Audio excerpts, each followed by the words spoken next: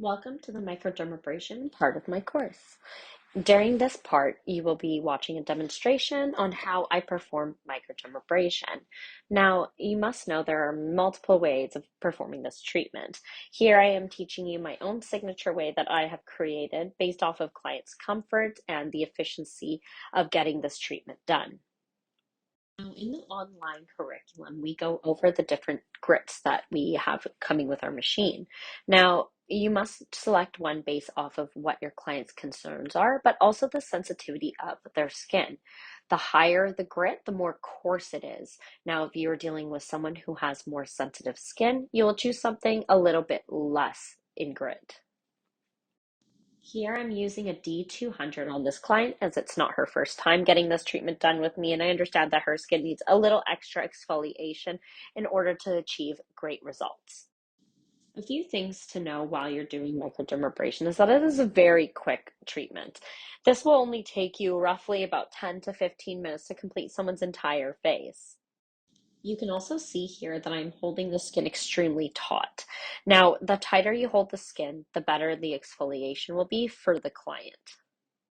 You should also be paying attention to the client's reaction. Is their skin turning red? Is it a normal red or is it a pink kind of color? You need to be aware of what kind of reactions may occur. Things that aren't normal are cat-like scratches, hives, or if the client is going beet red. Now, these are indications that the client's skin is too sensitive for the treatment or that the grit is too high. This is my own technique that I've developed over the years of performing this treatment. Working in small sections, I'm continuing to create a face map. Now, you'll hear me say this a lot during our hands-on training. A face map is making sure that you start on one side of the face and work towards the other. It does not make sense to start in the middle of the face and work one way, and now you're completely lost and don't know where you ended, don't know where you started. You want to be very aware of this as you don't want to be causing over exfoliation to your client. Now you can also see that I've changed my direction to go in an upwards motion. You'll see me change my direction a lot during microdermabrasion.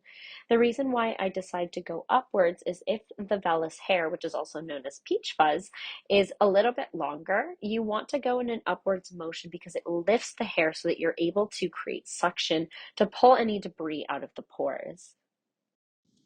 Still working in small sections and holding the skin extremely tight, I am creating that face map to work from the outside in. Now that the one side of her face is done, I'm ready to move over to the next side.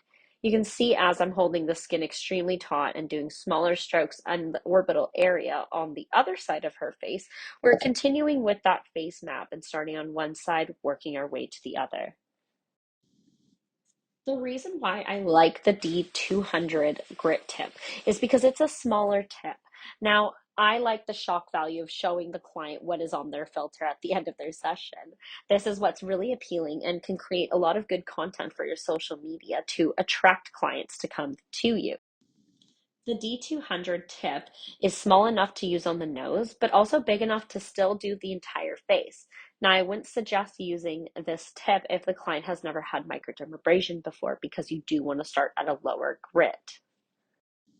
You can see that I'm picking up speed in larger surface areas, in areas like the sides of the face by the ears where we know that the skin is thicker. The cheeks are more resilient than the orbital area.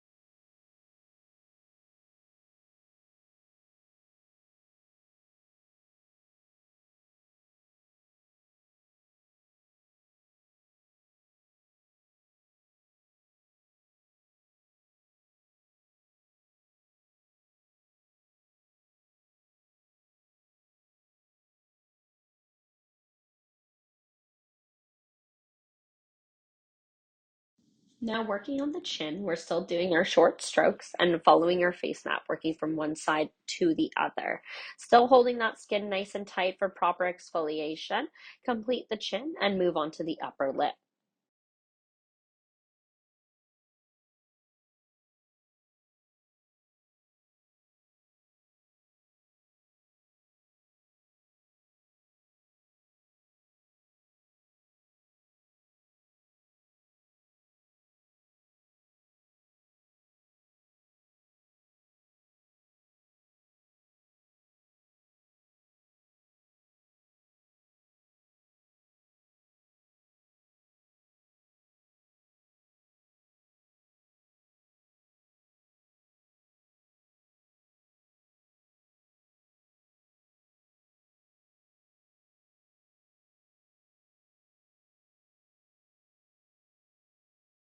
Now working on the nose, if you had used a different grit, one that was wider, and now it would be the time to switch to the D200. Our noses are so resilient, you can actually turn your suction all the way to max. Now be careful for capillaries on the sides of the nose and at the top of the bridge. Now we're going to go in with our second pass. If you are doing microdermabrasion as the sole treatment for your client, you can do two passes on the entire face. If you're combining it with another treatment like dermaplaning, you would only want to do one pass.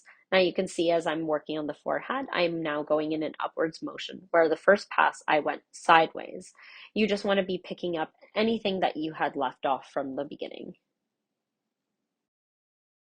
And so that's microdermabrasion. Continue watching this video, and I will see you soon.